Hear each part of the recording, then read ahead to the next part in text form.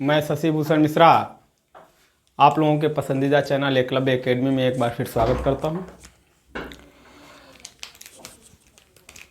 हम औसत पे एवरेज के कुछ क्वेश्चंस जो इम्पोर्टेंट है और विभिन्न परीक्षाओं में आए हुए हैं, चाहे वह यूपीपीएससी हो, चाहे असिस्टेंट ग्रेड हो, पीओ हो, एसएससी हो, रेलवे हो, बैंक हो, टेट हो, सीटेट हो, सुपर टेट हो, इन सभी परीक्षाओं में आए हुए प्रश्नों का कलेक्शन लेकर के हम आए हुए हैं और हम उन क्वेश्चंस को हल करते हुए देखेंगे कि क्या कॉन्सेप्ट यूज हो रहा है और उस कॉन्सेप्ट को यूज करके हम प्रश्नों को हल करेंगे ताकि हमें यह पता चले कि आने वाली परीक्षाओं में किस तरीके के प्रश्न आते। पहले प्रश्नों को शुरू करने से पहले हम आपसे निवेदन करेंगे कि आप हमारे चैनल को अधिक से अधिक लाइक करें, सब्सक्राइब करें और शेयर करें, साथ में बेल आइकन को दबाना न भूलें मेरे मित्रों, क्योंकि हम बहुत मेहनत करते हैं, हम लोग बहुत मेहनत करते हैं और एक छोटे से कमरे में हम लोगों का यह कक्षा चलता है, तो हम केवल आप लोगों के आशीर्वाद से, आप लोगों के सब्सक्रिप्शन से और आप लोगों के सहयोग से ही हम लोगों को और मेहनत करने की उत्कंठा जागृत होगी। चलते हैं हम अपने टॉपिक पे निवेदन के साथ। प्रश्न है, यदि हमारे पास प्रश्न दिए हुए हैं, कोई औसत के एवरेज के हम गिने चुने प्रश्नों को लेकर के चलेंगे। हमारे पास प्रश्न दे रहा है कि 20 संख्याओं का औसत, 20 संख्याओं का औसत 22 है। पहली, देखिए कह रहा है कि 20 संख्याओं का औसत 22 है। पहली 11 संख्याओं का औसत, पहली 11 संख्याओं का औसत 23 है तथा अंतिम 10 संख्याओं का औसत 21 है। 21 है। 11वीं संख्या क्या होगी? देख लीजिए, हम हल करेंगे, ठीक, इसको हम हल करेंगे।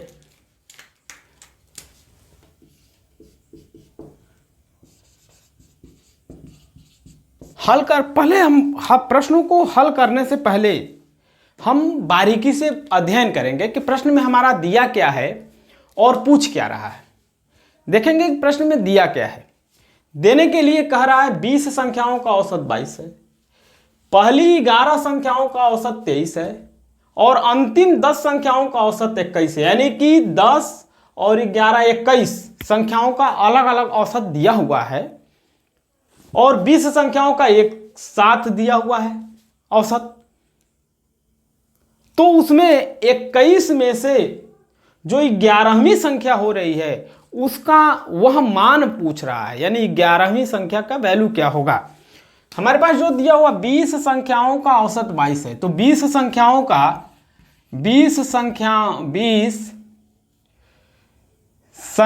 का कुल मान कितना हो जाएगा? हमने आपको बताया था क्या, आप देखिए n इंटू एक्स बताया था, तो यानी कि 20 इंटू 22 कितना हो जाएगा? 440। पहली 11 संख्याओं का औसत कितना दिया हुआ है? 23। तो पहली 11 संख्याओं का कुल मान कितना हो जाएगा? 11 गुणे 23 बराबर 11 तिया 33 और 11 दूना का 22 3 25। अंतिम 10 संख्याओं का कुल मान कितना हो जाएगा? 10 इंटू कितना दिया हुआ है औसत? 21, ये हो गया 210। अब ये पहली 11 और अंतिम 10 संख्याओं का कुल मान, पहली 11 और अंतिम 10 संख्याओं का कुल मान कितना हो जाएगा? आप जोड़ लीजिए, 253 में 210, 253 धन 210, ये आपका कितना हो जाएगा? 263। अब 11 और 10 21 संख्या का मान कितना दे दिया? 263। आपके पास 20 संख्याओं का मान कितना है? 440। इसलिए 11वीं संख्या क्या हो जाएगी? बराबर 263 माइनस 440, आपका कितना हो जाएगा? 3 और 2 23, ये आपका वैल्यू 23 होगा। देखिए ये तो हम कॉन्सेप्ट आपको बताए। अगर आप कॉन्सेप्ट आपको लंबा अगर पता है कॉन्सेप्ट, तो आप ट्रिक से आसानी से कर लेंगे। अगर कॉन्सेप्ट पता है और आप कॉन्सेप्ट पे न चल के सोच रहे हैं कि मैं जल्दी से जल्दी इसको हल करूं, तो बहुत सिंपल सा हल करना, बहुत सिंपल सा एक लाइन का है। आप क्या करिए, इसको आप मैं मिटा रहा हूं या आप स्क्रीनशॉट ले लीजिए। इसको बहुत सिंपल सा तरीका आप यूज करेंगे। जैसे जोड़ घटाना तो टोटली यही है, गुणा तो आपको करना ही पड़ेगा। जो हमने इतना लिखा पढ़ा है वो ही नहीं करना पड़ेगा, आपको सीधा सीधा करना है। 11वीं संख्या बराबर 11वीं संख्या का मान हो जाएगा 11 गुणे 23 धन 10 गुणे 21 ऋण 20 गुणे 22। ठीक, ये आप हल कर देंगे तो आपका हो जाएगा, जो भी वैल्यू आएगा ये आपका जो है 23 आ जाएगा। ठीक, ऐसे आपका हल, ये आप आसानी से कर सकते हैं एक लाइन में, अगर आपको पता है कॉन्सेप्ट तब। यदि कॉन्सेप्ट नहीं पता है तो आपको नहीं आएगा। आप इसलिए इन प्रश्नों पे आप विशेष ध्यान दीजिए। अगला क्वेश्चन हम लेकर के चलेंगे। अगला क्वेश्चन आपके सामने है।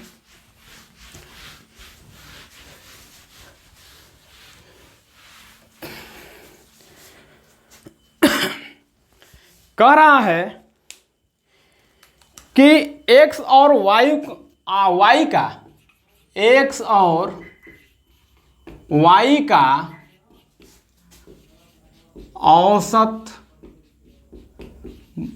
औसत दिया हुआ है। x और y का औसत मासिक आय, औसत मासिक आय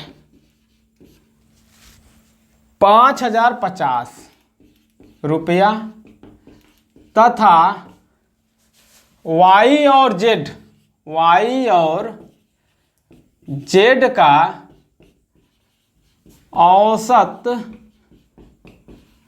मासिक आय आपका दे रहा है, कुछ भी दे दे। जैसे मान लीजिए कि 6250 दिया हुआ है, 6250 रुपया, और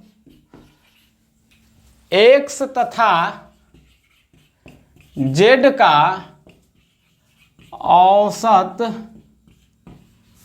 मासिक आय दिया हुआ है 5200 रुपया। x की मासिक आय बताइए, मासिक आय बताइए। देखिए इसको हम दोनों तरीके से हल कर सकते हैं, या तो आप कॉन्सेप्ट भी लगा के हल कर सकते हैं और नहीं तो आप शॉर्टकट से भी हल कर सकते हैं। शॉर्टकट से हल करने के लिए आपको करना क्या है कि x और y दो लोग हैं, दो लोगों का औसत कितना है 5050 रुपया है, तो दोनों का कुल आय कितना हो जाएगा 2 गुणे 5050। ठीक, धन y और z का औसत कितना है 6250, ये लोग दो हैं तो दोनों का कुल कितना हो जाएगा 2 गुणे 6250। फिर x और z का दिया हुआ है 5200, दो लोग हैं तो इनका कुल कितना हो जाएगा प्लस 5200 गुणे 2। इतना तो दे दिया क्या, X Y, Y Z, X और जेड, इन तीनों का, यानी कि सब कुल आय, एक्स धन वाई धन, वाई धन जेड धन, जेड धन एक्स। ये हो जाएगा आपका क्या, 2 इसमें से कॉमन ले लीजिए सब में से, आपका हो जाएगा 5050 धन 6250 धन 5200, ठीक, बराबर 2 गुणे एक्स धन वाई धन जेड। ये आपका 2 से 2 कट गया, क्या बचा आपका, ये जोड़ लीजिए 0 0 0, ठीक, 5 5 10 0, 1 हो गया 1 2 3 3 3 और 2 5 5 6 11 11 5 16,500। ये कितना हो गया, एक्स वाई और जेड, ये तीनों का कुल आय दे रहा है।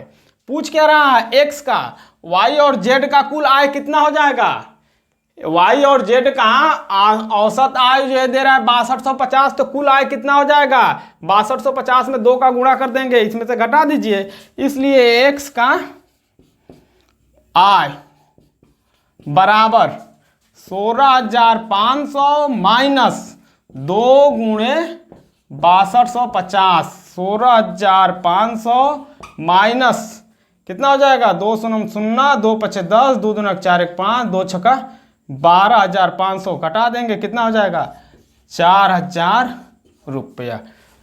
ठीक, इस तरीके का प्रश्न आपका परीक्षाओं में पूछता है, बहुत ही इंपॉर्टेंट प्रश्न है आपका, ये बीपीएससी में आया हुआ प्रश्न है, बिहार पब्लिक सर्विस कमीशन का यह प्रश्न है। इस तरीके से आप इसका स्क्रीनशॉट ले सकते हैं। अगला क्वेश्चन है आपके सामने,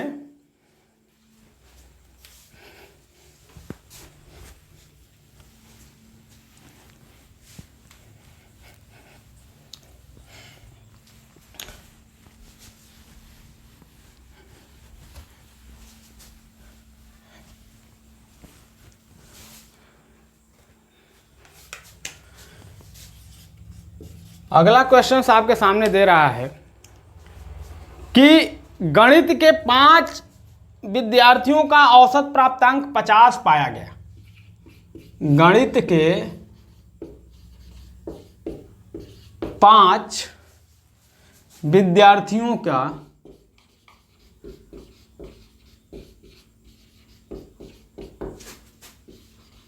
का औसत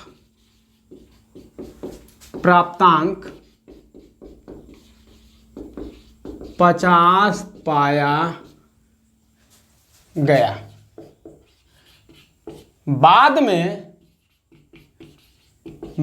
में परीक्षक को पता चला कि एक विद्यार्थी के,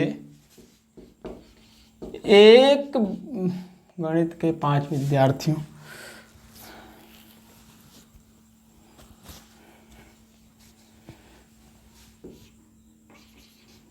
यहां 5 विद्यार्थी ना करिए, एक 5 विषय कर लीजिए गणित के, नहीं ठीक है गणित के। बाद में पता चला कि एक विद्यार्थी के एक विषय के एक अंक जो 48 है के जगह पर 84 पढ़ा गया है, पढ़ा गया। अब देख लीजिए, एग्जामिनर जब जांच रहा है कॉपी तो दे रहा है 48, लेकिन वो पढ़ लिया है कि अरे यार 84, और 84 पे औसत निकाल करके क्या कर दिया है, 50 औसत निकाल दिया है। ठीक, अब वास्तविक औसत क्या होगा, ठीक, पूर्व वास्तविक औसत क्या होगा, औसत क्या होगा, आप इसको हल करिए। ठीक ना, जो न्यूमेरिकल है उसको पहले आप ट्रिक कर लीजिए, क्या क्या दे रहा है, ठीक ना। 48 के जगह पे 84 पढ़ा गया। बाद में जो है आपका वास्तविक 5 विद्यार्थियों का कुल अंक पता कर लीजिए, हल करिए इसको। ठीक, तो 5 विद्यार्थियों का कुल अंक कितना हो जाएगा? 5 गुणे 50। अब 48 के जगह पे 84 पढ़ा गया तो कितना अधिक अंक पढ़ा गया? ठीक, जितना अधिक अंक पढ़ा गया है उतना इसमें से घटा दीजिए और घटाने के बाद से 5 से फिर भाग दे दीजिए। अधिक अंक कितना पढ़ा गया है? -84 माइनस 48, यही हो जाएगा ना, बटा में 5 कर दीजिए। ये हो जाएगा आपका 50, 250 माइनस, इसमें से करेंगे 14 में से 8 जा 6 और 8 7 में से 4 जा 3, 36। ठीक, 250 में से 36 आप घटा दीजिए। 250 में 36 घटाएंगे तो कितना हो जाएगा? बटा में 5। अब इसको आप करेंगे तो कितना हो जाएगा? 214 बटा 5। ये करेंगे तो 5 चौका 20, 5 दूना के 10 और 5 बटे 42.8। इसका क्या हो जाएगा? वास्तविक 5 विद्यार्थियों का सारे विषयों का औसत प्राप्तांक होगा। ठीक, ऐसे प्रश्न आपका परीक्षाओं में पूछता है। अगला प्रश्न है, आप इसको हल करते हुए चलिएगा, कॉपी नोट पेपर रखे रहिएगा आपके अपने पास। जो भी प्रश्न आपको जो भी दिक्कत हो आप तुरंत कमेंट बॉक्स में आप मेरे को बताएंगे, मैं आपको अगले दिन उसका सलूशन आपको फिर बताऊंगा, आपकी समस्या को समाधान करने का पूरा प्रयास करूंगा। फिर हमारा अगला क्वेश्चन है, एक समूह दे दिया जो कि पुरुष और महिला का, मान लेते हैं समूह दे रहा है। समूह में मान लेते हैं कि 20 पुरुष हैं 30 महिलाएं हैं, या 30 पुरुष हैं 20 महिलाएं हैं। 20 पुरुष का औसत दे रहा है कुछ, 30 महिला का औसत दे रहा है कुछ। ठीक, अब सबका कंबाइंड औसत पूछ रहा है तो क्या करेंगे? 20 का अलग ज्ञात कर लेंगे कुल, 30 का कुल अलग ज्ञात कर लेंगे और बाद में दोनों को जोड़ करके 20 और 30 टोटल कितने आदमी होंगे? 50 हो जाएंगे और सबको भाग दे देंगे। प्रश्न आपके सामने है, प्रश्न आपको मैं लिख दे रहा हूं, उसके बाद हल करते हैं। ठीक, प्रश्न दे रहा है कि एक समूह में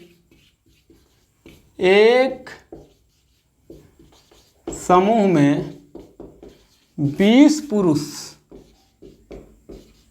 तथा 30 महिलाओं 20 पुरुष तथा 30 महिलाएं शामिल हैं। महिलाएं शामिल हैं। यदि पुरुष तथा महिला का औसत वजन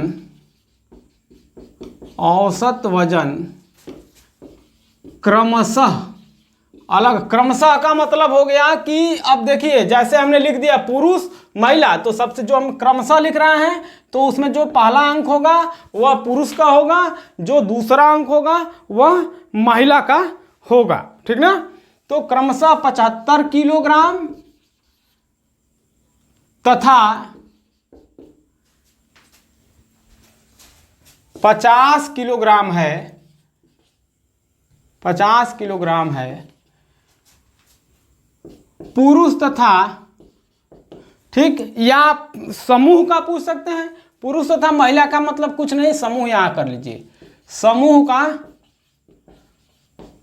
औसत वजन, ठीक, औसत वजन क्या होगा आप देख लीजिए। यहां हल करेंगे तो हल करने के लिए बहुत आसान है। 20 पुरुष का दे रहा है कितना? 75 किलोग्राम औसत, और 30 महिलाओं का औसत दे रहा है 50 किलोग्राम। सबका एक साथ निकाल लीजिए। 20 का कुल कितना हो जाएगा? 20 का पूरा वजन हो जाएगा 75 और 30 महिलाओं का पूरा वजन हो जाएगा कितना? 30 का आपका 50 है, तो 50 और टोटल आप समूह में कितने लोग हो जाएंगे, 20 और 30, यानी 20 पुरुष और 30 महिलाएं। आप कर लीजिए, तो ये हो जाएगा 75 दूना के 150 यानी 1500, और धन 3 पचे 15, ये भी 1500, ये हो जाएगा आपका 50, ये हो जाएगा आपका 3000 बटा में 50, काट दीजिए, ये हो जाएगा कितना 60 किलोग्राम, यानी समूह का जो औसत वजन होगा वह 60 किलोग्राम होगा।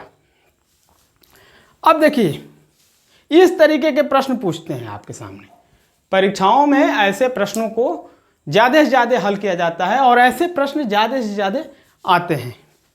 ठीक, अगला आपके सामने प्रश्न है।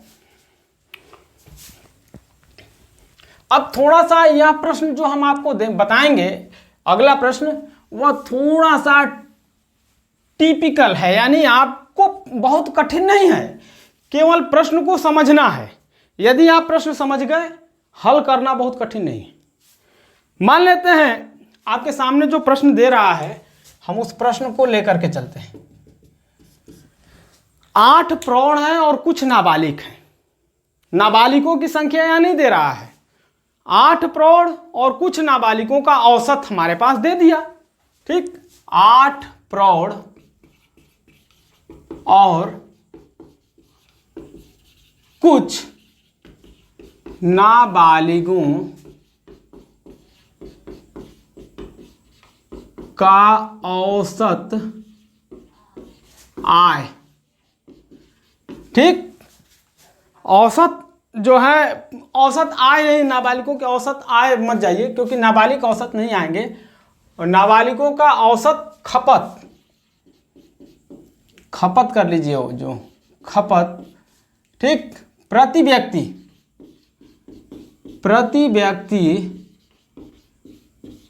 प्रति माह, प्रति व्यक्ति प्रति माह। ठीक ना, जो औसत खपत है वह है 10.8 किलोग्राम, 10.8 किलोग्राम। यदि प्रौढ़ों की औसत खपत 15 किलोग्राम प्रति व्यक्ति प्रति माह तथा नाबालिगों की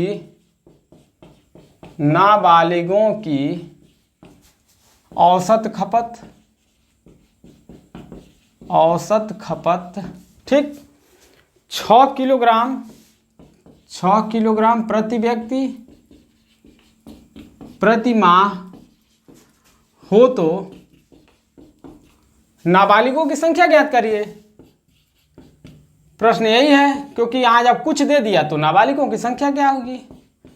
नाबालिगों की संख्या बताइए। ठीक, कितने नाबालिग हैं। ठीक ना, अब इसको आप हल करिए।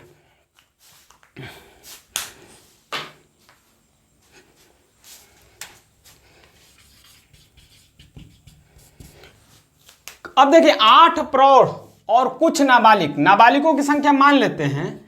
माना नाबालिगों की संख्या, ठीक ना, नाबालिगों, क्योंकि कुछ करके करेंगे तो हल नहीं होगा। नाबालिगों की संख्या बराबर x है। ठीक, अब 8 प्रौढ़ों का हमारा औसत दे रहा है, तो 8 का कुल कितना हो जाएगा। 8 का कुल खपत 8 गुणे 10.8 धन कुछ का मतलब दे दिया 6x, नाबालिगों की संख्या कितना दे दिया 10 दे दिया। ठीक ना, ये तो पूरा हो गया ना 8 प्रौढ़ और कुछ नाबालिगों का। ठीक ना, तो ये कर लीजिए 8 धन x का जो औसत खपत होगा वह कितना हो जाएगा 10.8। यह जो है कितने किसके बराबर होगा। यदि प्रौढ़ों की औसत खपत 15 किलोग्राम यानी 8 गुणे 15 धन नाबालिगों की औसत खपत यानी x गुणे 6, यह इसके बराबर होगा। आप समीकरणों को दोनों तरफ बराबर कर दीजिए, आपका हल हो गया मान। ये हो जाएगा आपका 10.8 में 8 का करेंगे तो 8 × 64, ठीक, और 8 शून्य शून्य 6 और 8 एकम 8 यानी 86.4 धन 10.8 x बराबर 15 × 120 धन 6x। अब इस 6 को इधर कर दीजिए और इस 86 को उधर कर दीजिए, तो 10.8 x माइनस 6x बराबर 120 माइनस 86.4। ये हो जाएगा आपका 10.8 x में से 6 घटाएंगे तो ये हो जाएगा आपका कितना 10.8 और यहाँ हो जाएगा 10 में 6 जा 4 48 बराबर 48x बराबर ऐसा 48x बराबर आपका कितना हो जाएगा 120 में 86.4 घटाएंगे तो ये हो जाएगा 10 में से 4 जाएगा 6, ठीक, और यहाँ हो जाएगा आपका 3 और ये हो जाएगा 3 33.6। अब x का वैल्यू ज्ञात कर लीजिए। अब x का वैल्यू हो जाएगा x बराबर इसमें भाग दे दीजिए 33.6 बटा में 4.8, या दशमलव से दशमलव हट गया, आपका बचेगा ये 33.6 बटा में 48, कटा दीजिए आप 8 × 6 = 48 और 8 चौका 32, 8 दूना के 16, 6 से 6 7 42 यानी कि 7 किलोग्राम। नाबालिगों की संख्या कितनी हो जाएगी 7, नाबालिगों की संख्या पूछ रहा है तो 7, ठीक, ये हो गया आपका हल। ऐसे प्रश्न आपका परीक्षाओं में पूछते हैं। प्रश्न बहुत कठिन नहीं है, केवल ट्रिक है, तरीका है। आप प्रश्न पढ़िए और प्रश्न से यह निकालिए, उसमें से जैसे आपका कोयले से हीरा निकाला जाता है वैसे प्रश्न से आप यह देखिए कि हम क्या करेंगे, कैसे करेंगे कि हम कम से कम स्पेस में कम से कम समय में प्रश्न को हल कर लें और उसका मेन वैल्यू ज्ञात कर लें। बाकी हम आपको अगले वीडियो में इसका अगला टॉपिक लेके चलेंगे और हम आपसे फिर निवेदन करेंगे कि आप हमारे चैनल को अधिक से अधिक लाइक करें, सब्सक्राइब करें, शेयर करें और बेल आइकन को भी